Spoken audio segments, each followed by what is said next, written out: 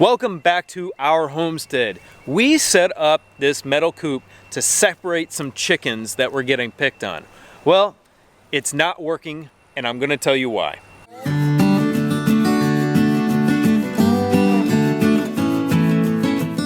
So we originally put in our little chicken here, our little Rhode Island Red, named Nutmeg because she was getting pecked to death in the other coop. I have Barred Rocks and Rhode Island Reds. That led to the second Rhode Island you see in here, Cinnamon, getting pecked real bad in the other coop. Now we recently did a video about chicken pecking order and what happens and what the reasons are that chickens peck each other. There's a myriad of reasons, and there's a lot of different diseases and sicknesses that can lead to the pecking and who gets pecked and all that. If you're interested in that, it's a great video. Go check out up here. So in that video, we mentioned what's called bully birds. And those are birds in the middle of the pecking order.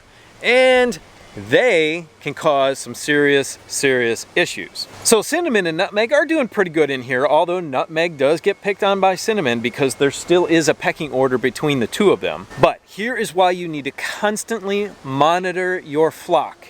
You have to do this because in the other coop, we have some bully birds. And these two are the ones right here, these Barred Rocks. Come here. Here. Now, if you want to understand why bully birds do what they want to do, go check out that other video that I talked about. But these two are now picking on one of the other Rhode Island Reds. I have 2 Rhode Island Reds left and 3 Barred Rocks in this coop. And one of the Rhode Island Reds is the alpha. She is at the top, so they don't bother her at all. But the other one, the other Rhode Island, jumped to the bottom. So I did mention this in the other video. I am actually going to separate the Barred Rocks from the Rhode Islands and see if that quells the problem. Hey, Chicoletta. Chicoletta. Dad, I'm naming this chicken Chicoletta. Chicoletta? Okay. So I think the easiest way to do this is to get that little dog carrier in there. And I use that dog carrier in there so that the bullied chicken, whoever is on the bottom rung, can go and have an area of refuge and get away from the other one. So that's what that's in there for. But I'm going to use it to actually transport the Barred Rocks over here and these Rhode Islands back to their Rhode Island cousins in the other one. Let's shut down this fence and get it done.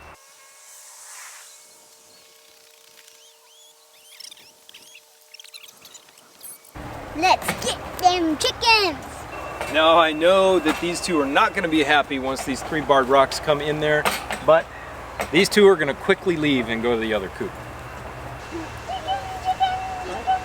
Hey, you chickens. So the best way to do this is always with a little enticement, some chicken scratch.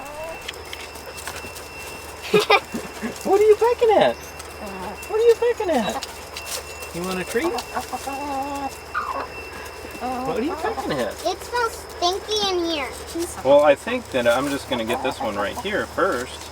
Because it's right beside you. Because they're right beside me. Actually, now they're all out here. I can block their escape route back in so I can actually get them. So That's actually I'm going to block their escape route.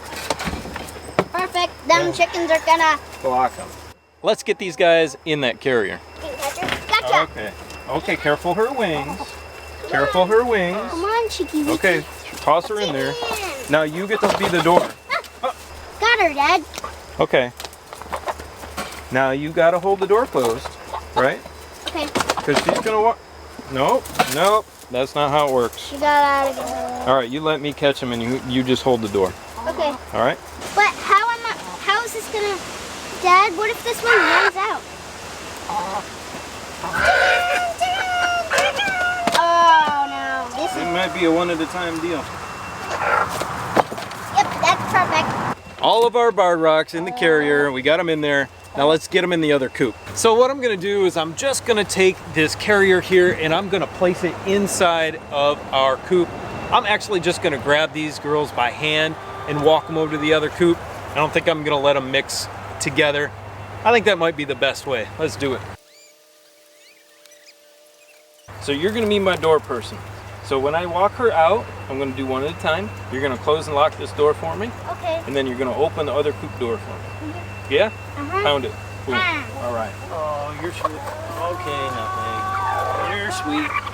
I know. All right, close and lock that one. And we'll go to the other coop. Okay. Door girl. Okay. All right. Here's Cinnamon. Yep. Can you get the door for me? Yep, I'm the door girl. Thank I'm not a water girl. Okay. Usually I heard of water. And here we go. Yep.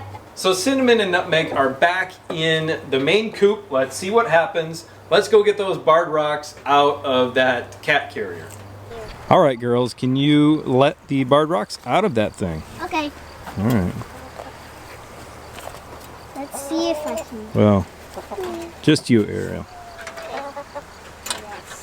You girls, right out of here. All right, you can squeeze it yourself. Good.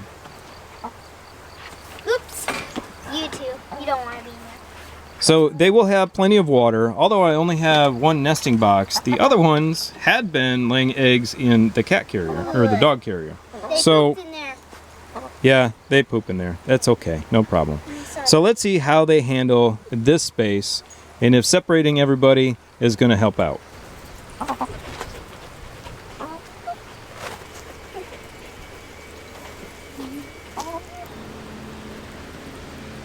All right, so I have everybody separated out into the different coops. Barred rocks are in here.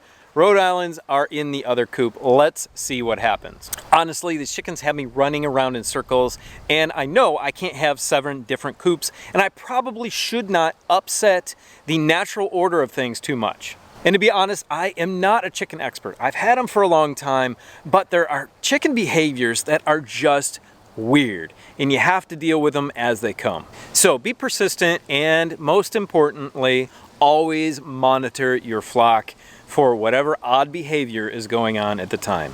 Now go check out this video right here, which tells you exactly when to move your chicks from their brooder to the coop. Have a great day. Bye.